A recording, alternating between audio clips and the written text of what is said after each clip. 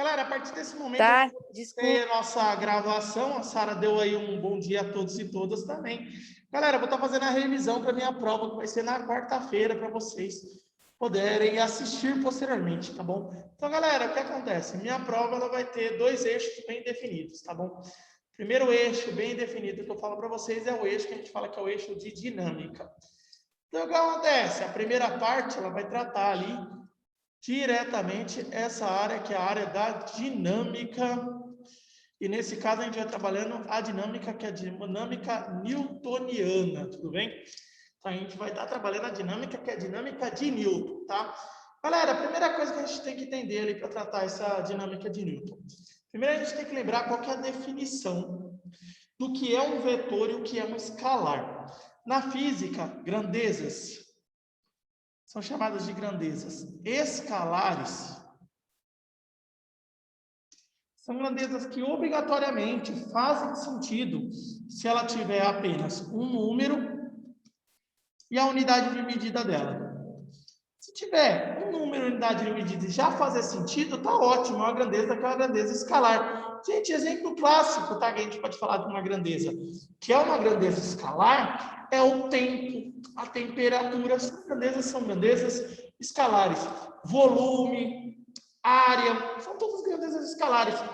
Número e o valor ali da unidade de medida já é suficiente para ter sentido. Só que a mecânica newtoniana, ela vai trabalhar com as grandezas que nós chamamos de grandezas vetoriais. Qual vai ser a ideia das grandezas vetoriais? Elas precisam de número, unidade de medida, direção e sentido. Então, ela precisa desses 4 entes para que ela tenha ali total significado, tudo bem? Galera, cuidado ali para relembrar sempre a diferença existente entre direção e sentido.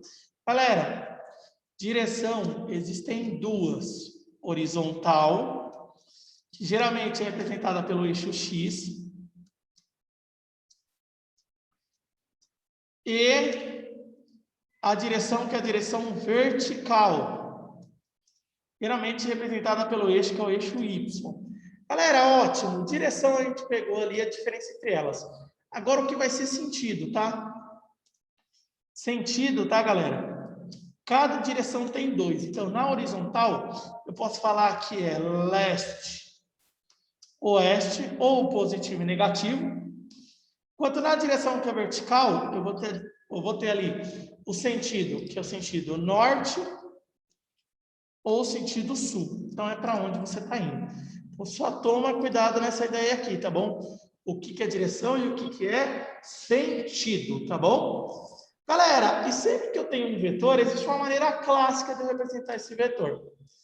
Um vetor, ele é sempre representado por uma seta, onde essa seta te indica a direção, nesse caso, horizontal.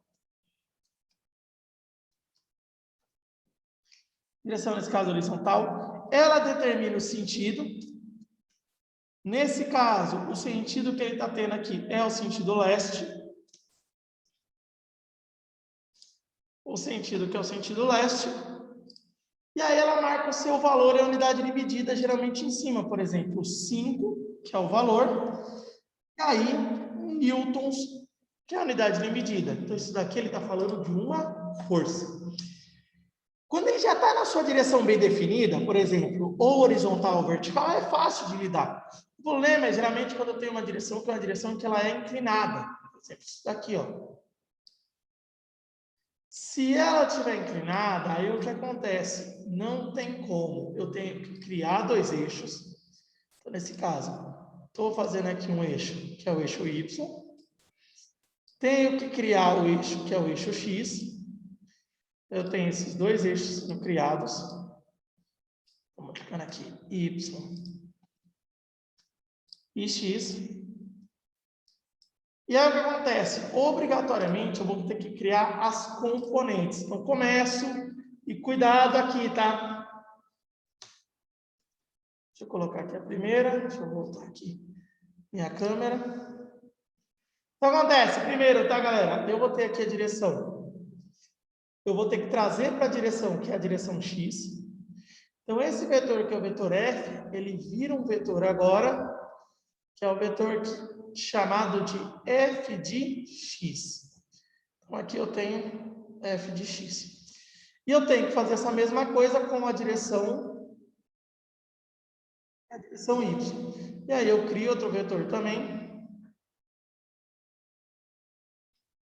Esse vetor aqui, chamado de vetor f de y. Aqui eu sempre tenho um ângulo θ, e aí eu preciso relacionar eles com as funções trigonométricas. Então, nesse caso, ó, o f de x, como eu tinha tratado com vocês, ele representa ali, ó, nesse triângulo que a gente está vendo, um cateto que é chamado de cateto adjacente. Por isso eu tenho que associar ele ao cosseno do ângulo. Então vai ficar aqui f de x é igual a f vezes o cosseno de θ.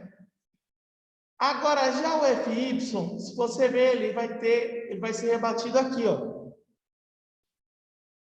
Deixa eu até colocar na mesma cor. Então ele vai ser rebatido aqui. Como ele é rebatido aqui, você vai perceber que agora esse f de y, ela está representando um cateto que é um cateto oposto. Sempre que há um cateto oposto, eu vou associar ele ao seno de θ. Então, nesse caso, fy é igual a f vezes o seno de θ. Galera, eu tenho as duas componentes. Se eu quero descobrir o valor de f de volta, eu posso usar um Pitágoras normal. Então, eu posso trazer aqui f ao quadrado é igual a f de x ao quadrado mais f de y ao quadrado. Então, gente, essa daqui é a ideia que a gente relaciona com as componentes só numa situação em que esse eixo está inclinado. Se eu não tenho um vetor inclinado, eu posso trabalhar normalmente com ele, que não tem problema. Eu posso já trazer direto. Isso é o que a gente pode trazer aqui, galera, em relação a essa situação dos vetores, que são essas grandezas. Gente, deu para entender por enquanto essa ideia ou não? Sobe o joinha aí para eu ter uma ideia. Se tá ok. Samuel Guedes, muito bem, muito bem. Breno, ótimo, ótimo. Ana Marques, Emily, ótimo. Galera, o esquema é depois pegar essa revisão, dar uma retomada para poder trabalhar lá na nossa linda e maravilhosa prova que vai ser na quarta-feira, tudo bem? Só estou verificando como é que vai ser na quarta, né? Porque vocês estão hoje aqui, segunda de maneira, que é a maneira online. Provavelmente na quarta-feira teremos algumas pessoas aqui no presencial. Então, por exemplo, eu provavelmente vou ter que dividir essa prova em duas. Tem que ter uma prova para o presencial, uma prova para a galera que está online. Perfeito? Galera, voltando aqui. E agora eu vou passar para iniciar as nossas ideias relacionadas às leis de Newton, tá? Então, galera, as leis de Newton, elas são divididas em 3 tipos. A primeira lei de Newton, chamada como a primeira lei de Newton, ela é chamada de lei de inércia. Então, galera, ela é chamada lei de inércia. O enunciado dela já é autoexplicativo, tá bom? O que a lei de inércia ela nos fala? Ela fala que um corpo em movimento,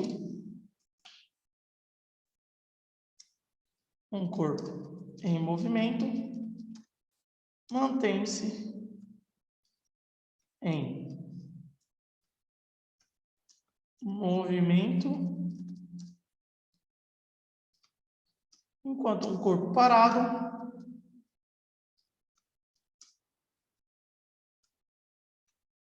mantém-se parado. Então, acontece, um corpo ele tende a manter ali o seu estado de movimento, tudo bem? Se ele já está em movimento, ele se mantém em movimento, se ele está parado, ele mantém-se parado.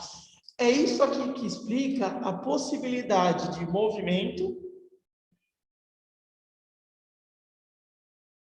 Isso que explica a possibilidade de existir movimento na ausência de forças que acontece? Se tem um objeto se movimentando ali na ausência de forças, é porque ele está respeitando a lei, que é a lei de inércia, tá bom? E, gente, essa palavra inércia, ela pode ser medida. Quem mede a inércia de um corpo é uma coisa chamada de massa, que a gente já conhece, a massa que é medida em quilos.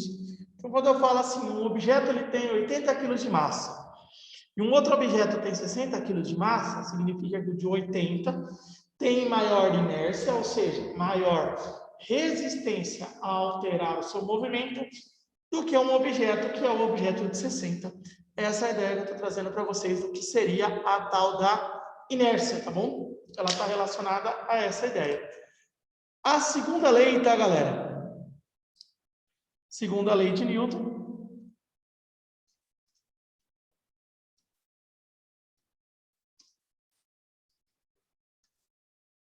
A segunda lei de Newton, ela é chamada de princípio fundamental da dinâmica. Ou PFD também, né? Ele é o princípio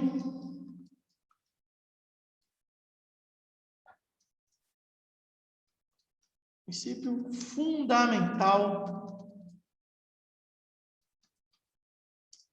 da dinâmica, ou também chamado de P.F.D. PFD, tudo bem? O que ele é nada mais nada menos? Ele é uma definição de força. Ele fala para você que a força resultante sobre um corpo é igual ao produto da massa desse corpo vezes a aceleração. O que você precisa lembrar, tá bom? Quando eu falo para você de força resultante, ela é a soma de todas as forças que agem sobre aquele corpo, tudo bem? Já quando eu falo para você de massa, você tem que lembrar que a massa ela é medida em quilogramas, enquanto a aceleração ela é medida em metros por segundo ao quadrado. Essa ideia, né, do quilo vezes metro por segundo ao quadrado acaba dando a unidade de medida, que é a unidade de medida da força. A força ela é medida em newtons. Essa é a primeira ideia. Agora, tá bom? Eu preciso ali trazer para vocês quais são as principais forças existentes, né, para a gente poder discutir. Galera, até o momento, vocês conseguiram entender essas ideias que eu trouxe? Tá de boa? Só para o joinha para ter uma ideia. Sim, sim, ótimo, ótimo. Ótimo, perfeito. Galera, agora as principais forças existentes. Então, vou trazer aqui para vocês, ó. Então, logo de cara agora. Principais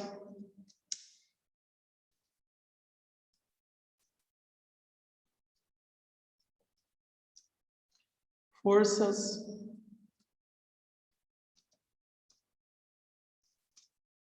principais forças existentes, tá? Galera, a primeira força que eu vou trazer aqui para vocês é a chamada força peso. E você tem que guardar nela, tá bom? O peso, ele é a atração gravitacional gerada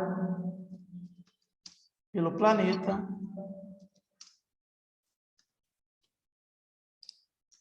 em que o objeto está. Então, ela é uma das forças que ela vai aparecer sempre, sempre, sempre, tá bom? Então, se o objeto está no campo gravitacional, ele tem um peso. O cálculo dele é bem direto, tá bom? A gente até já viu. O peso, ele sempre vai ser igual a massa vezes a aceleração da gravidade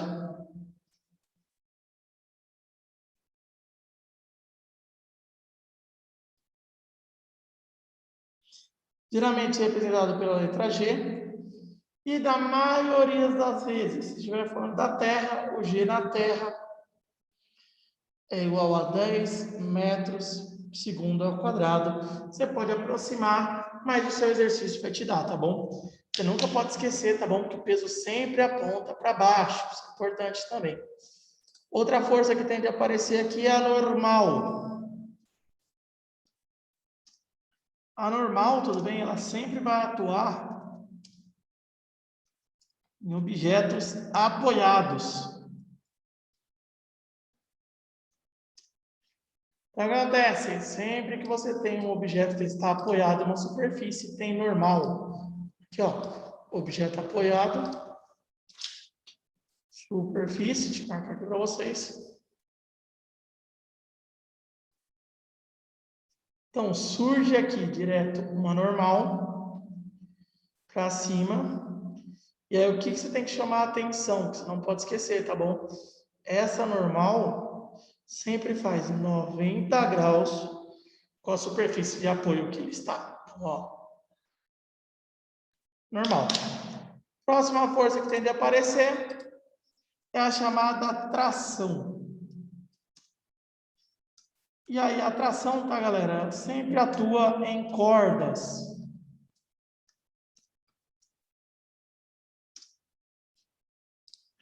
Então, se eu tenho uma corda, essa corda está sendo puxada de um lado para o outro, significa que eu tenho uma tração para cá.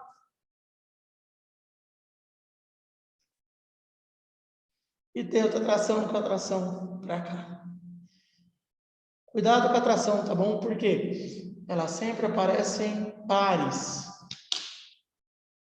Próxima força também de grande importância, que pode aparecer para a gente, é a tal da força elástica. Galera, a força elástica, ela atua em molas. Sempre que eu tenho a presença de uma mola, eu tenho a força que é chamada de força elástica, tá bom? Ela tem seu campo de atuação ali restrito a molas, tá bom? O que acontece? Se eu tiver uma molinha aqui, ó, mas eu tenho uma pequena mola aqui, eu vou ter uma força elástica para cá e também tenho uma força elástica para cá. Então, lembre-se que ela também atua em pares. Para poder tratar os nossos últimos grupos de força, eu vou precisar passar aqui antes de perguntar para vocês se está de boa até o momento. Está sossegado, galera, até o momento ou não? Posso seguir? Posso continuar? Certo, certo. Boa, André. Então, galera, agora, né, para a gente trazer o nosso último grupo ali de forças, são as forças que nós chamamos de forças de ação e reação. Essas forças de ação e reação, elas surgem ali obrigatoriamente da terceira, a linda e maravilhosa terceira lei de Newton.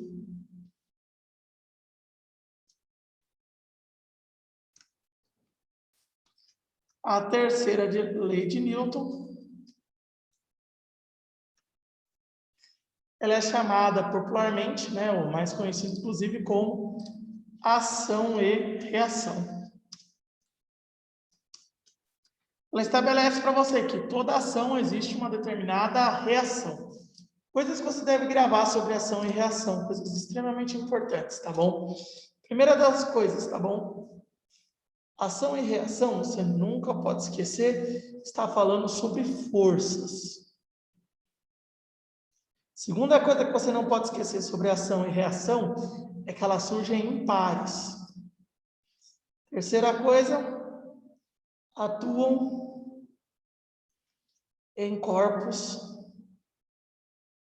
diferentes. E a última coisa sobre ação e reação é que elas têm o mesmo módulo, ou seja, mesmo valor, mesma direção,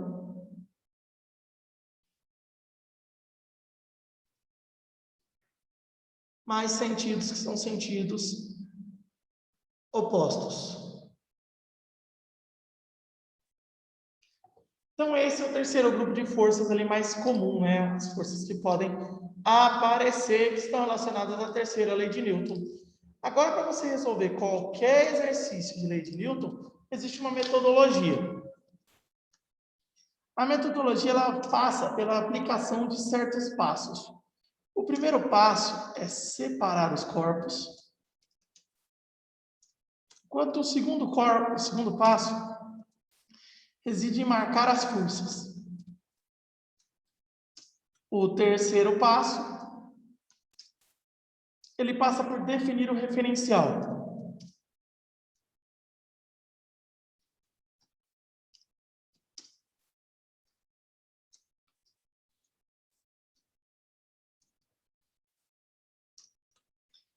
O quarto passo, ele pede para você aplicar o PFD. E aí você não pode esquecer que essa aplicação ela deve ser realizada para cada corpo que existe. Se tiver mais de um corpo, você vai aplicar para cada corpo. E a última ideia é trazer ali que também é para cada direção. Aplicou para cada corpo, cada direção, obrigatoriamente isso vai te levar a um sistema de equações. O último passo é resolver o sistema de equações. Resolver o sistema de equações vai ter finalizado ali todos os passos da metodologia. Então, se você aplicar isso daqui direto, entender cada um desses passos, trabalhar ali na lista de exercícios que eu coloquei para vocês, você vai ter uma boa parte da prova ali que já vai ter sido feita de maneira muito sossegada. Então, essa prova ela vai ter uma parte tanto teórica quanto uma parte de cálculos. Até o momento, vocês conseguiram pegar o que eu trouxe aqui, galera? Que aí agora eu vou trocar de área, eu vou falar da última parte, que é o que está relacionado ao livro 3. Só para o joinha aí, galera, para ter uma ideia, se vocês pegaram isso. Sim, Samuel Guedes, Sara Campos, boa. Ótimo. Galera, agora eu tenho que trocar de área e agora eu consigo tratar uma área nova para vocês, tá bom? Que é a chamada óptica da visão. Então, você vai ter uma mudança bem drástica aqui nessa segunda parte. Galera, a óptica da visão vai estar trabalhando principalmente a ideia ali do olho humano. Então, você tem que saber primeiro ali quais são os principais órgãos ali presentes, né? Então, quando eu falo de óptica da visão, você não pode esquecer os principais órgãos que eu tenho existentes ali. E no olho humano, né? Eu vou começar essa estrutura pela estrutura que é a mais importante. Deixa eu colocar ela aqui, ó. Essa estrutura que ela fica aqui no meio do olho, que ela é a responsável pela visão em si. Por quê? Essa estrutura que eu estou desenhando aqui, ela tem o nome de cristalino. Lembrando, né, qual que é o trabalho do cristalino? O cristalino, ele é uma lente. Ela é, não esqueçam, convergente. E ela tem o trabalho de concentrar a luz nessa camada daqui de trás do olho, que é a camada fotossensível, que tem o nome de retina. Ele joga a luz lá na retina, tudo bem? A retina, ela vai ser feita de dois tipos de células, os cones e os bastonetes. O ser humano, ele é um ser que é um ser tricromático. Ele tem 3 tipos de cones que vão falar qual que é o tipo de luz que chegou. O cone do azul, o cone do verde e o cone do vermelho. Os daltônicos, geralmente, têm a falta de um desses cones. Enquanto os bastonetes, eles vão dar a tonalidade. Eles vão falar se é um azul escuro, se é um azul claro, tudo bem? Então, essa é a diferença principal que existe entre essas duas células presentes lá atrás. É claro que essa luz ela precisa entrar por algum lugar. O responsável por controlar essa entrada de luz vai ser um furo, é um furo mesmo, tem no meio do olho, que vai até o fim, tudo bem? Ele faz a entrada de luz e ele tem o nome de pupila. Para conseguir que isso ocorra, ele tem o auxílio de uma série de estruturas. O primeiro delas é essa estrutura do lado, que é uma estrutura gelatinosa, que ajuda nesse processo de jogar a luz para a pupila, que é chamada de íris. A gente está acostumado a chamar de cor do olho. Além disso, eu vou ter aqui nas laterais um grupo de músculos extremamente importantes ali que controlam o tamanho da pupila, controlam o tamanho do olho, são chamados de músculos ciliares. E uma estrutura extremamente importante, que é uma estrutura que ela é de proteção, que ela fica aqui na frente do olho, que tem um problema de visão relacionado a ela, né, devido ao embranquecimento dela, a chamada córnea. E não esquece que toda essa estrutura aqui, que é uma estrutura conjuntiva, né, que mantém o olho fixo, ela tem o nome de esclerótica.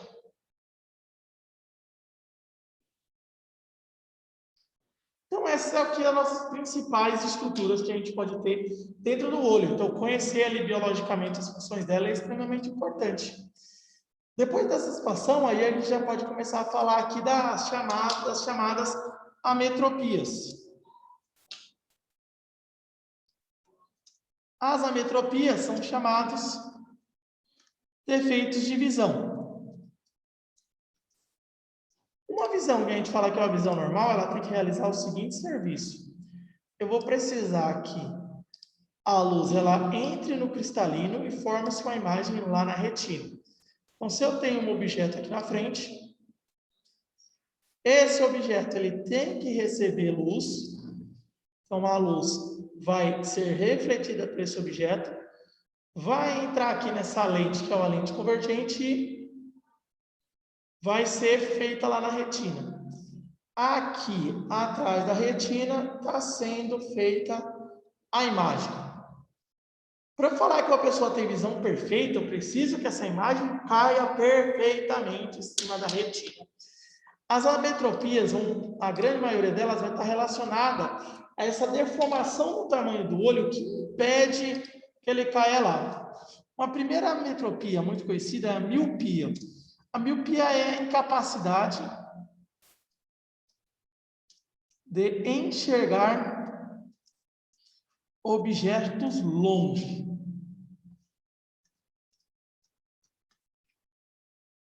Então, essa incapacidade que você tem de enxergar objetos que estão longe. Gente, a miopia, ela vai ter ali uma relação com um olho que tem um tamanho que é um tamanho além do normal, é um olho alongado.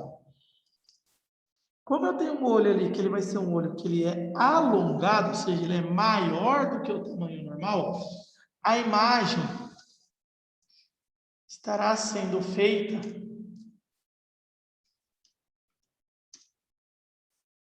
na frente da retina, o que vai gerar uma imagem embaçada. Para isso, você precisa jogar essa imagem para trás. E o caminho mais fácil para isso é olhar uma lente que é uma lente divergente. Com o uso de uma lente que é uma lente divergente, você trata a miopia. Você tem uma maneira de trabalhar. O outro defeito, que é praticamente o oposto, é chamado de hipermetropia.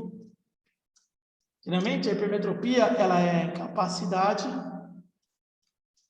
de enxergar objetos perto. Então, o que acontece? Ele está relacionado com um olho ali que ele tem um formato que é um formato menor. É um olho que é um olho achatado. A imagem ela estará sendo formada atrás da retina. Então você precisa trazer ela para frente. Como é que você vai trazer ela para frente? Você vai trazer ela para frente usando uma lente chamada de lente convergente. Ótimo, ótimo. Galera, até o momento vocês relembraram isso aqui que eu trouxe para vocês? Trouxe há pouco tempo, né? Por enquanto tá de boa? Sobe o joinha aí para ter uma ideia. Essa parte de óptica da visão. Sim, sim, Matheus Bandini, Iago, muito bem, Sofia. Ótimo, ótimo. Então eu trouxe ali agora o que a gente precisa relembrar, né? As equações. Então, ó, primeiro eu vou ter uma equação aqui que vai ser usada nesse caso, que é a chamada equação de miopia.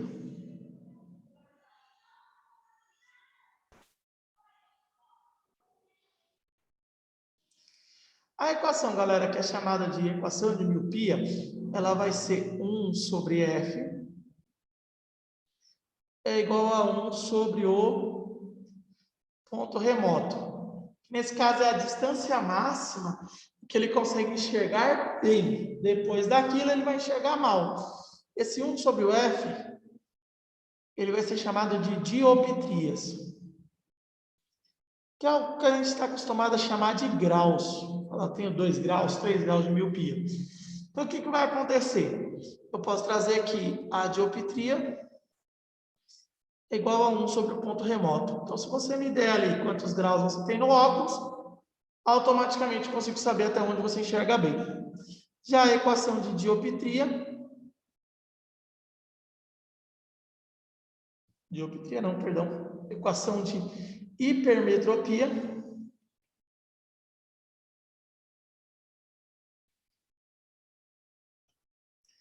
ela pode ser calculada como 1 sobre F é igual a 4, já estou deixando a conta feita, menos 1 sobre o ponto próximo, que aí é o máximo que você consegue enxergar ali próximo de você com visão. Isso aqui pode ser escrito também como D igual a 4 menos 1 sobre ponto remoto. Você não pode esquecer, tá, gente? Numa receita, a miopia ela é negativa, enquanto a hipermetropia ela é positiva. Não esqueça disso, que é extremamente importante. Você tem que saber ali quando que uma é positiva, quando que a outra é negativa, tá bom?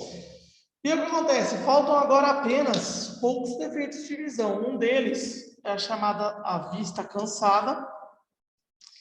Galera, a vista cansada ela é gerada devido ao enfraquecimento da estrutura muscular do olho e aí ela tem os mesmos sintomas da miopia, tá bom? Você pode associar que a solução também está passando pela mesma solução da miopia, que são as lentes divergentes.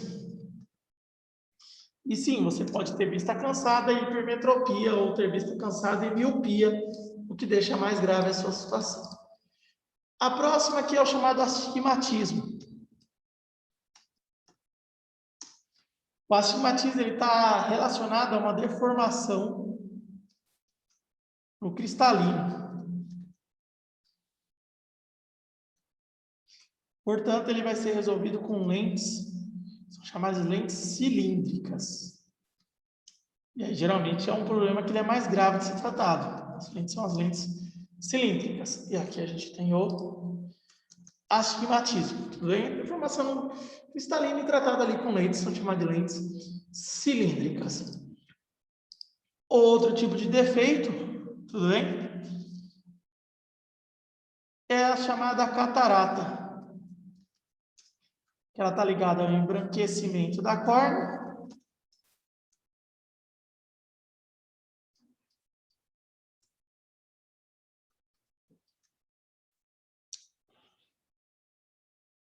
O embranquecimento da córnea. E, geralmente, ela é resolvida por meio de transplante de córnea. Então, eu tenho ali os principais defeitos. Deixa eu marcar aqui.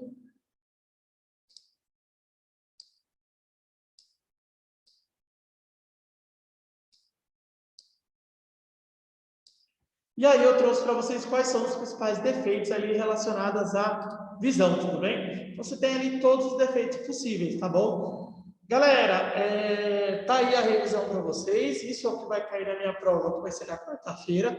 É extremamente recomendável que vocês estudem.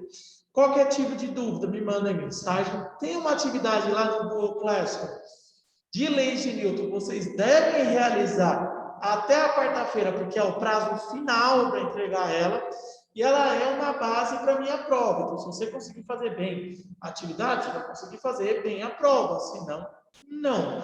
Para a parte que está relacionada à miopia, é recomendável você ver os exercícios que fizemos na apostila, tudo bem? Perfeito? Então, ó, nesse momento eu estou tirando a gravação aqui para qualquer tipo de dúvida que vocês venham a ter.